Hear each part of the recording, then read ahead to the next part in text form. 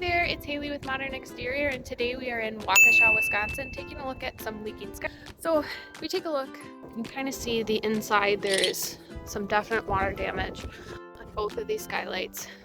One, pretty obvious observation is we do have a crack.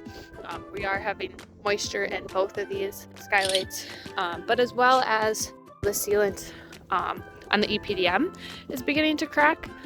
So these are fairly old skylights, driven paint. So essentially, you can see right there that the sealant's not sealing anything down anymore, and water's just going to get in there.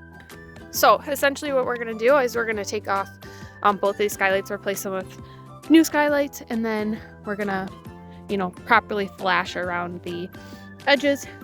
And we're going to properly flash around the edges with EPDM, kind of the same thing. While we're here, we're also going to, touch up this pipe boot ring that is also starting to peel. It'll be a fairly simple solution, replacing the skylights.